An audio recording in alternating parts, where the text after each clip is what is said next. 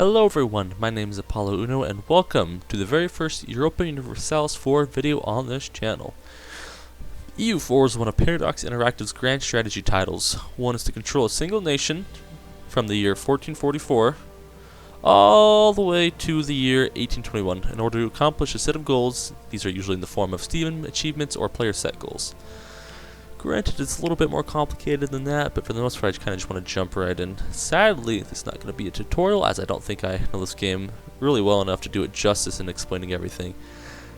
That being said, I'm going to try my best to try to explain everything as we go along. But today, we are going to be playing the great nation of England. I think it's fun because it's ripe with great events and kind of gets to show off many different parts of the game, which you may or may not see in a different nation. In general, I just think it's a fun nation to really introduce the game mechanics to people who haven't seen it before. But without any further ado, let's just jump in and get started. Play Iron Man mode, because I have a couple set of goals I want to go for, which we will get to at the end of this video. What do we want to name it? We want to name it England for Paris. There you go. Kind of a little foreshadowing as we can. But as we jump right in, you're going to see a lot of different buttons on the screen. There's a lot of stuff you need to get set before you even press this play button right over here in the corner. So we're just going to go ahead.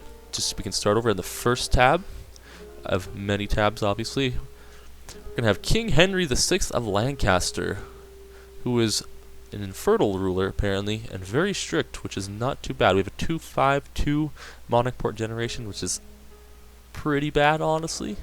We are a kingdom title. We are the English monarchy, which allows us to have this fancy pants parliament system that we have right here. Delve into that a little bit later. We are English, of course. We also accept Gascon and Norman over here, as we have some French provinces. Next tab is going to be our diplomacy screen. We are England. We have one alliance. England starts with one alliance that is going to be with Portugal. It is there at the very beginning of the game, and we'll see if we want to keep that up. Probably not. You know, crazier things have happened. Our income screen, we're currently making a whole 4.96 ducats a month. Ducats is going to be the gold unit in this game. Taxation 11.14. We have a little bit of trade coming in, which is going to be nice. Can help pay for our troops and our country going forward, for sure. Speaking of trade, it's going to be our next screen. We're going to make a whole 17.82. That's just a complete number out of the blue, honestly. Just from startup, the game gives you a little bit of a wrong number. But we're actually going to make, I don't know if you can see it there, 8.91 from the English channel, which is pretty nice. A bunch of different trade nodes. We have a trade map mode we can jump into, but that's a little bit too complicated for now, so we'll just leave that. For technology, you do tech up in this game, honestly. And you're going to go through, and from a level 3, I believe it goes to like 32, I'm not exactly sure. And we're going to try to want to stay on top of this, especially this one right down here. Military technology is going to be very important for us. English ideas. As a nation, especially England, you have a set of ideas you're going to go through as you unlock what we like to call national ideas, which is all of these. You have several different little subcategories you can delve into as a nation, and they each give you their own specific bonuses according to how you want to play the game. But as England, we're going to get 20% morale of navies and 33% embargo efficiency to start off with, which is okay. I mean, it's not the best. There are far stronger ideas you can get. Like, I know Sweden, for example, you can check theirs. They get infantry combat ability plus 20%, which is just crazy. It's great. But England, that's okay. Our first idea, which is going to unlock when we get 3 of these national ideas, you know, can be a combination of any different ones, or just 3 of the same group, which is probably going to be most likely. We get a Royal Navy, which gives us heavy ship combat ability and yearly naval tradition. The Ethlem Ordinance, which gives us 15% tax modifier, which is pretty good. Secretaries of State, diplomatic relations, which is pretty good. That's going to tie back into our diplomacy screen right here. Currently we are at 1 out of 4 diplomatic relations, with 1 being over here in Portugal. We're going to go on to the navigation axe, which gives us more trade efficiency, which is going to help just bring in a little bit of money over here on our trade tab and over here on our economy tab. We're just going to be the English Bill of Rights. It's going to be next. It's going to have national unrest, which would be minus 1%, and then global tariffs plus 10%. Reform of the commission buying, discipline plus 5%, which is going to be a little bit, but it's not bad at all. And lastly, the sick and hurt board, which gives us a sailor recovery rate at 10%, which is going to be a little bit useless, but that's okay. First off, this is going to be our set of missions. We're going to come back to these though, but just kind of keep in mind, improve our prestige, solidify our papal relations, and reclaim Armagnac, which is going to be this French province right down here, which we have a core, and we claim this as our base territory. We can also form the British nation. We'll get to there someday, hopefully. We have our stability and expansion, which we have several little tabs on here. We got war exhaustion, which just goes up as long as you're at war, and stability, which kind of just helps your nation overall if you keep it up or below 1. Different states, overextension, what's going to happen if you conquer new territory, you have to make it integrated as part of your nation, which you can do through this tab right here, which costs administration points. Religion, we are Catholic to start off with, as we are in Europe. We have our military screen, very important. We have our Latin and medieval infantry, which is going to be our main infantry unit starting out, and then we have our cavalry unit, which is the trebuchet. And we have Richard Plantagenet. I'm terrible at pronouncing items, so take it as you will. And then last we have our stage, which are the burghers and the clergy. But without further ado, let's do them right here. We have a looming disaster, apparently. It's War of the Roses, which is a unique disaster that England can get, as we do not have an heir.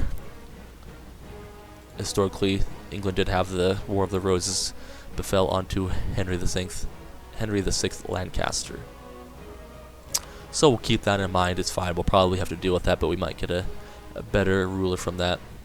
We have 2 few rivals, because Denmark, Burgundy, and France have all rivaled us. We're going to go mark our rivals. We're going to do, of course, France back, because screw the French. We're going to jump right in. We're going to look at Scotland and say, screw you, buddy. We want all of this land. And lastly, we're going to go with probably Burgundy, because they have some nice Dutch Flemish land right here, a little bit of Wallonian. But they do have Holland, Flanders, and Brabant as their personal union. We have free advisor slots, which we have a little bit of money, so this is what it's going to do. It's going to give us a little bit more monarch point generation over time. We're going to take this. We're going to probably take this guy right here. We're going to take trade efficiency guy right here. And then we're going to take, if we really don't like these two, we're going to just skip him for now. We'll come back to him. We can build, which we're not going to do anything with that right now. A little bit of disputed succession, which is just countries without an heir, practically. We have our missions, which we will get to that as well. Probably going to retake Armagnac, honestly, but might solidify the papal relations first. And while we do that, I'll just click over here on the papal state. We have our 3 diplomats over here on the side. Going to go to alliance options, influence actions, relations actions, and just open up all these different tabs. Gives lots of things to do. We're just going to hit this improve relation button right there for us. We go back up to the top. Like I said, as England, we do have our parliament system, and we're going to most certainly start a debate as soon as we seat. So the question is, what little province do we want to put in parliament? You know, give the Welsh a little bit of representation. That's fine. Right here for you. We're going to start a debate. What the question is, what are we going to want to do? We are probably going to want to do increase taxes, because why not? We're going to go ahead and grant. Let's just ignore a little bit of question. That's fine. We have Lancashire wants us to grant local autonomy, which gives us plus 20% local autonomy in Lancashire. And what that is going to pretty much raise or lower the amount we actually control our province from like 100%. We control everything in it. Going to give us 100% of our taxes compared to down just 80, as it takes 20% away from us, which it's fine. We'll just do that really quickly, and then we also will do it for Kent right here. It's going to go from 0.75 down to 0.79 apparently, but that is only because we enacted the plus 10% tax modifier, which is going to be boosting our income a little bit. Getting a little bit of extra money in the beginning, which is nice. And because we took this guy right here, our theologian, we're going to have this event we can go ahead and pass on. which could be the Advancement of Religion of the True Religion Act until the end of the game. It gives us +1 national unrest and +1 missionary strength, which is pretty bad. We're not going to take that one. And then we have 2 other diplomats we were going to want to take care of. The question is, where do we want to put these guys? You know, Castile, are you... Oh, you're rival against France. I feel like you seem like a pretty sound ally for us. And you know what? We'll just look at France's rivals. Oh, Austria, you look like a natural ally to us as well, so we're going to go ahead and improve relations with you. We also have several different votes here. As England, we're going to have our wooden wall protect our mainland territories against any aggressors. But that being said, we're going to go ahead and just take these heavy ships and we're just going to mothball them. We're not going to use them quite yet. Same thing with these guys right here. And by mothballing, I think you save a little bit of income. We'll see, I guess it'll tell us right here. Yeah, a little bit of income, but the strength just goes down over time. You'll have to get them repaired in order to use them again. But for our light ships, which are going to be pretty much our trading ships, we're going to go to protect trade and go to the English Channel. That being said, we'll just add a couple more. We'll see. We have our different force limits per army. We have 26 out of the possible 35 troops we can sustain without going crazy expensive. And that being said, we also have 35 out of 39. I built 3, so we're going to have 38. We're going to just go ahead, click to our same fleet, and we're just going to click this guy one more time. Speaking of trade, we're just going to take a quick look at this trade map mode. I'm not going to try to explain it too much, as it is a little bit more difficult. But as you can see, we are pulling trade out of the North Sea, which is going to cover areas of Northern England, Ireland, and Scotland. Also a little bit of Norway and Iceland, and just kind of pull it right down to the English Channel, which is going to be our home node, as we have London here, which is going to be the Thames estuary and coastal center of trade, which is going to give us a lot of bonuses there. We're going to competing with mostly like Holland, Burgundy, and not a lot of these little Dutch miners in order for the trade power in here, but we'll do a pretty good job. I'm not too worried about that. They look fine as is, so we'll just leave them right there. And with our army, we have this of 10 infantry, 4 cavalry, and then 9 infantry, 3 cavalry, which is a pretty good mixture, because as a Western European nation, you cannot have, I wonder if it says it somewhere, 50% cavalry compared to your infantry, otherwise you suffer a pretty big penalty in battle. So those are both fine. We might build up a couple more units. Actually, we're just going to go ahead and just do 1 infantry over here, 1 cavalry over there. We're going to be at 10-4, 10-4. We'll go up to just pure infantry. After that, we'll go 1, 2, 1, 2, and we'll do, I guess, 1, 2 for the heck of it, which is going to put us at 34 units. It's going to give us a solid, let me do the math, 14 and then 4 for our stacks, which is going to be pretty good. That being said, it looks like everything's all ready to go. We can probably get through a couple years before it's time to end it, so we're just going to go ahead and play on speed 3 and just let time pass by. Castile accepted our offer into a military alliance, which is very nice of them. And we have a friend in Castile. We actually might even go ahead and do a royal marriage with them when the time comes. We have our friend Austria reproving relations, because we're going to want an ally right in there. Who else are their rivals? Just Castile, England, and Austria. So it looks like we're going to be probably about 1 diplomatic relation short. So the question is, who do we want to pick up? Because we can keep Portugal, because why not? We probably don't want Aragon, as Castile rivaled them. We don't want to upset Castile, our friend. We have Savoy here, which might be a pretty natural ally against France as well. Or we might just leave it open in order so we can vassalize something like Scotland, for example. Or if we really wanted to, we could go over and support the independence of Sweden and Norway, who start underneath a personal union underneath Denmark. So that's pretty fun. But that being said, let's just go ahead and we'll just press start. We have 1 point right now. We're in 6th place apparently, and we're most certainly going to be number 3rd great power somehow. We're getting an alliance officer from a little buddy over here in Ireland. It's going to be Ulster. Why would we ever do that? It's going to be our land pretty quickly here. We'll just ignore that for now. That's fine. We're going to unmothball our transport ships, and we're just going to go ahead and just move this over here along with this guy right over there. just in case. Once we get, oh, looks like we have our guy back. We'll just go ahead, pick one of these. Who do we want to attack? We'll just go with Ulster right here. We're just going to go ahead, build a spy network, and then we're going to wait until this ticks up by 1.47 per day in order to get to 20, and then we'll be able to fabricate a claim, which gives us a casus belli or reason to go to war. The reason I still have this event up because this is very important. Poland, which is going to be this nation right here, at the very beginning of the game, they get an event on whether to take control practically of Lithuania underneath one king, which is going to be a what's it called? Jagiellon, that's right. And so among the possible options, they went with let us appoint a local noble instead, which is not good for them usually. The AI has a random chance of choosing decisions when it comes to major decisions like this one right here, and they chose the wrong one because now they're going to have a great king, but at the same time Lithuania is going to be independent from them. They could have just taken kind of maybe a little bit of a weaker ruler, but at the same time gained all this land right here, but that's okay. We're not going to worry too much about Eastern Europe. As for our goals, as I forgot to mention, we're going to have a couple of them.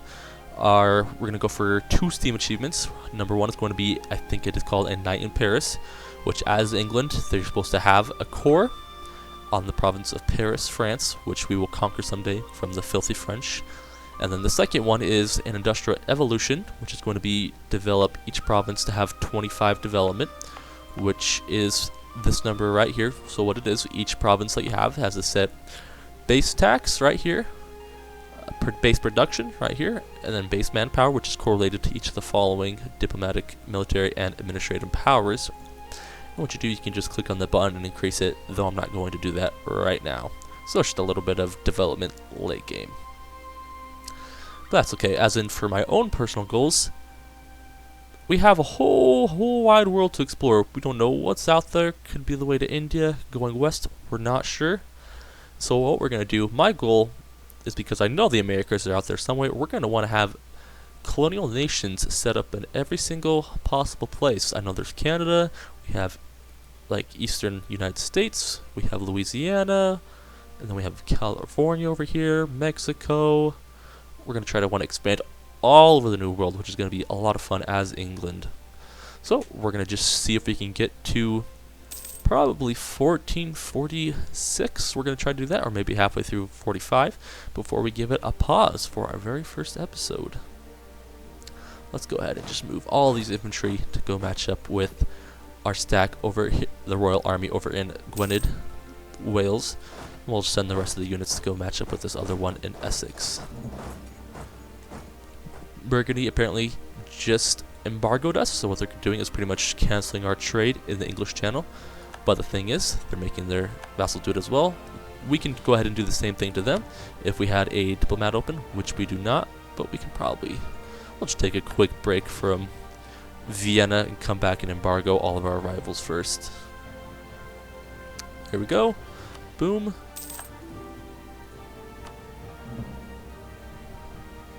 Go ahead and do it with France as well. Boom. And then who was our last rival? Oh, of course it was Scotland.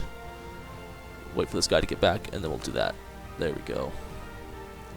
Now up here in the top left-hand corner, we're going to have Castile, who's going to want to offer us a royal marriage, who's going to lower our legitimacy, which is legitimacy of our king. Pretty much, you know, like it says right there in the tooltip, legitimacy is the measure of how legitimate monarchs are to be by their subjects, which gives us lower national unrest, a little bit of tolerance, diplomatic reputation, and income from vassals.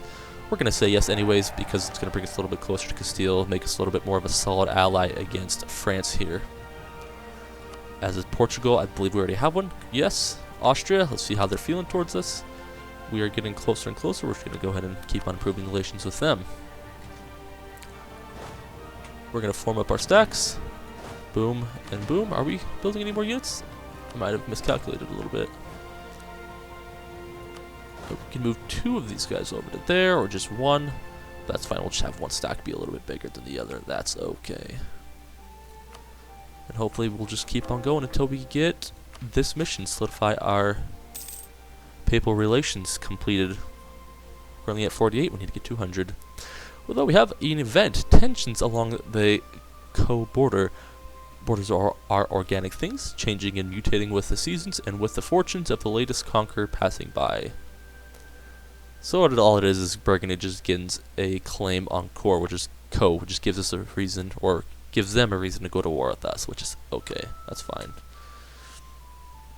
Secretly, though, I believe there's going to be an event that'll pop up for France to try to declare war on us, which is going to be this guy right here, the surrender of Maine. In exchange for accepting the Treaty of Tours in 1444, the county of Maine was promised to France. Right here, 16 development, which is a very strong province, produces cloth, which is pretty strong as well. In practice, however, this has not come to pass. No English governor wants to be remembered as the one to surrender Maine, and prominent nobles are claiming that our negotiator, William de la Pole, had no mandate to make this concession in the first place. French emissaries have repeatedly tried to remind us of this ever since the signing, and Henry VI has now finally taken matters into his own hands and showed up at the walls of Le Mans, demanding the city to surrender. Unless we surrender Maine to the French, we are very likely looking at a hasty resumption of hostilities. So we're going to get two options here. We're going to be able to honor our obligations if it pains us, which is going to give this province right here to France, add a truce with France, and we're going to lose 10 prestige and -1 stability. However, if we surrender, or we do not surrender an inch of territory to the French, they're going to get an event, which is going to pretty much make us at war, but that's okay. Hopefully we're going to bring in these two. I'm not sure how this event works exactly. I wonder if we can get a quick alliance anywhere. We'll see if I can just even send these guys a quick gift. Let's see if we can do this. So we're just going to let a couple days pass. I'm going to send this guy. We'll give him 175 gold. That's fine. We might have needed that, but that's okay. I just want to try to get that alliance as quickly as possible. That way we'll have another alliance against France just in case war does come to fruition. We're just going to wait.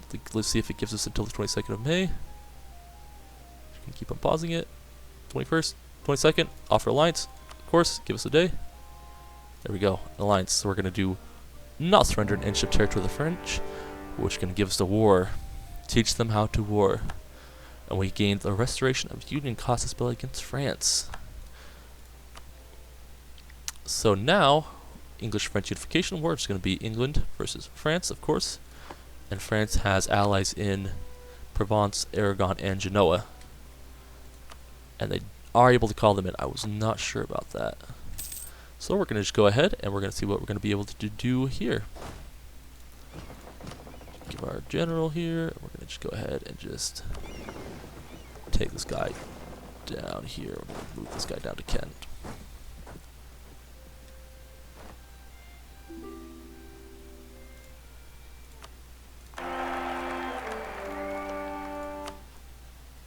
Of course, we're going to be able to call Castile in on this war.